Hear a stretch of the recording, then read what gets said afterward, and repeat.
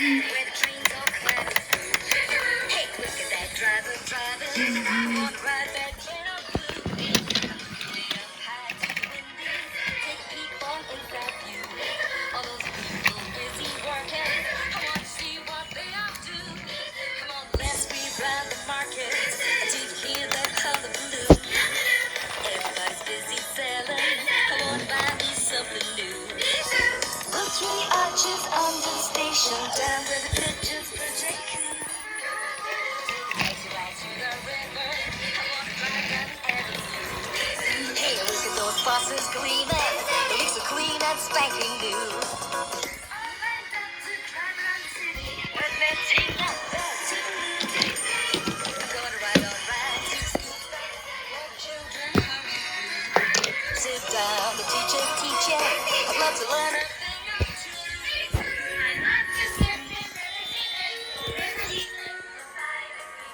Thomas the Wooden Engine. Come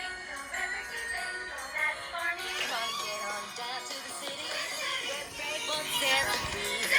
Has to call my Granny Marie. She'd love to say hello to you.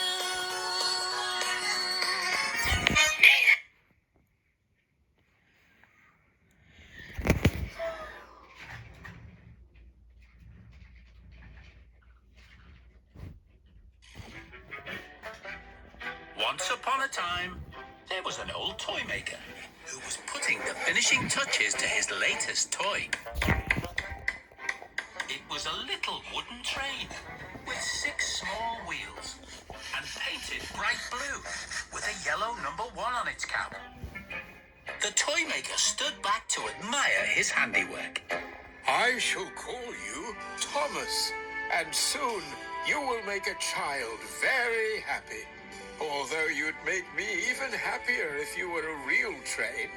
That way, you'd be able to help me carry the heavy branches from the forest.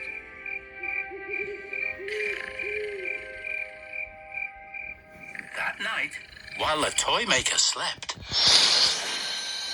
there was a puff of sparkly dust, and a fairy appeared. She hovered over the toy maker and smiled at his kind face.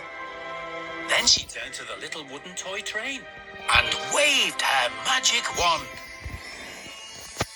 Magic dust rained down, and when it cleared, the little train had a face, a cheeky face.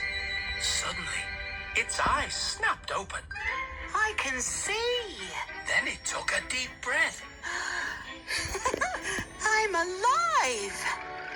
Then it rolled forward along the tabletop. Stop! Said the fairy. You must be careful.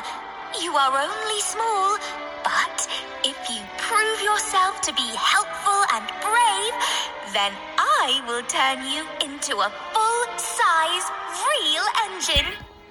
Thomas the little wooden engine smiled. But you must always tell the truth and never tell a lie, or your new nose will grow longer and longer still. And with another flash of sparkly dust, the fairy was gone.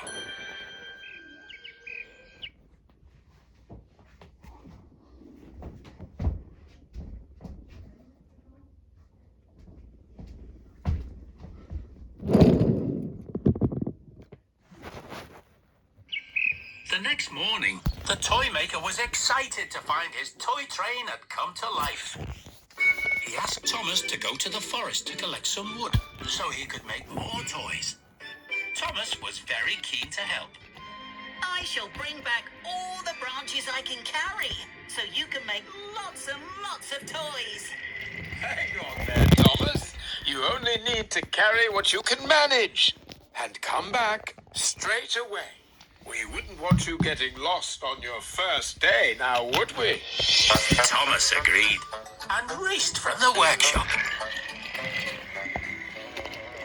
Not long after, Thomas was returning from the forest when he was spotted by 2 diesel engines who were pushing some trucks. Hello, little engine. What sort of train are you? You have neither smoke nor steam. I am Thomas, the wooden engine.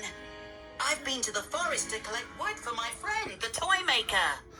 Is that so? You're a really useful little engine, aren't you? Me and my friends are taking these very heavy trucks to the fun fair. It's very hard work.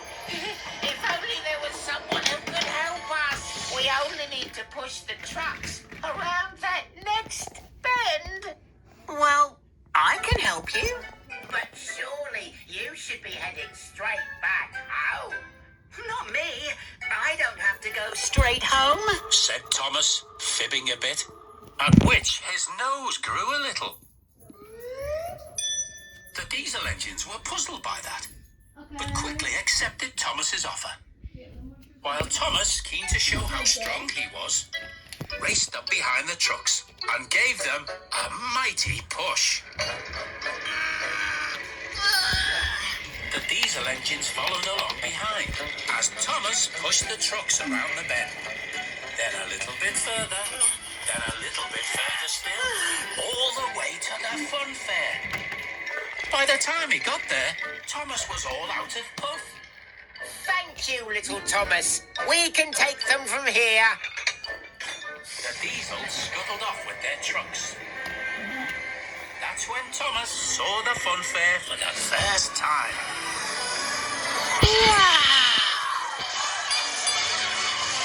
Thomas's little eyes were wide with delight. He marveled at all the brightly coloured side stalls and the bright lights on the fun fair rides. Then he heard a shriek. And looking up, Thomas saw train tracks reaching high into the sky, with a real train rocketing along them. Hey, Sonny Jim, where do you think you're going?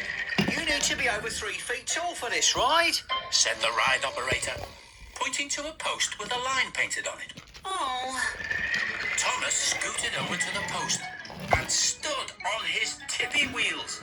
He stretched his funnel upwards, straining to reach the line.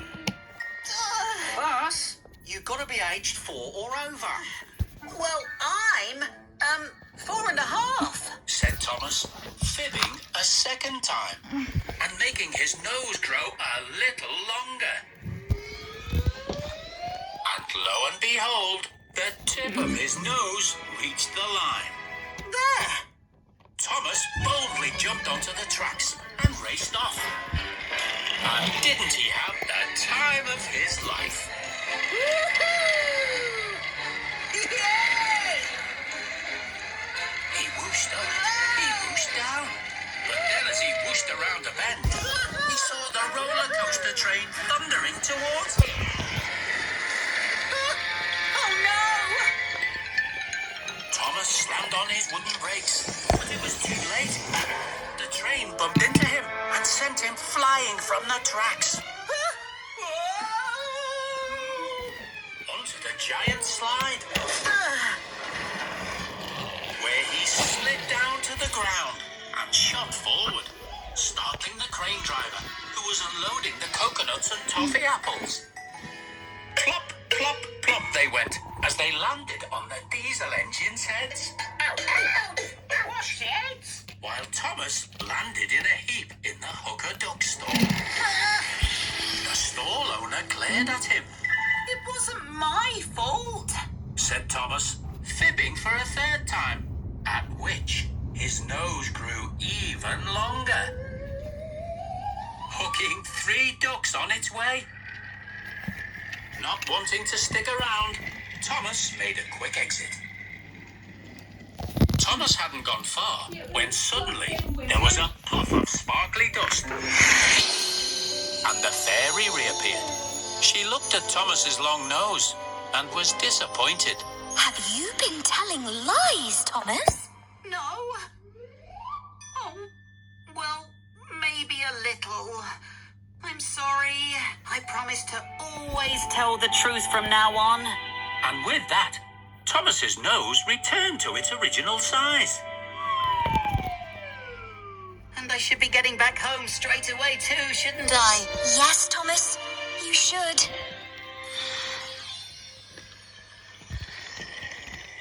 When Thomas arrived home, he found a note pinned to the door. It said, Gone to the forest to look for Thomas.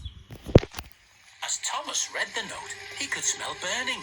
He turned and saw a trail of smoke coming from the forest. Suddenly, a treetop lit up with flames, followed by a distant cry. Oh no! The toy maker's in trouble. Thomas raced into the forest, weaving through the smoky trees. The flames licked at his wheels and paintwork. Toy maker! Toy maker! Thomas, is that you? Thomas found the toy maker, lying with his leg trapped under a heavy branch. Using all his strength, Thomas pushed the branch aside. Then he and the toy maker ran from the forest, just as a flaming branch crashed to the ground.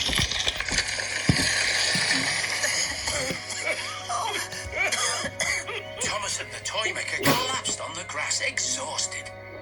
Thomas's face was blackened, his paintwork was peeling. In the sky above, there was a flash of light, and fairy sparkles started to fall, which turned into droplets of rain, putting out the fire. Thank you, Thomas. I'm so glad to see you are safe. Let's get you back into the workshop where I can clean you up in the morning. That night, while the toy maker slept, the fairy appeared once more. She congratulated Thomas on being helpful and brave. And then, with a wave of her magic wand, she transformed Thomas into a full-size real engine with gleaming paintwork and a proper whistle. That's so you can always let us know where you are. She said. And then she was gone. Thomas was so excited to try out his new whistle. He woke the toy maker. Thomas? Is that really you? I can't believe it! Look at me! I'm all grown up. Now I can help you collect more wood than you will ever need. The toy maker was delighted, and so was Thomas. And from that day on, they both lived happily ever after. The end. And this is how everyone shouldn't tell a lie, and how on how you should always learn your identities. I hope everyone would know how much fun these are. Me too. Until next time, everybody.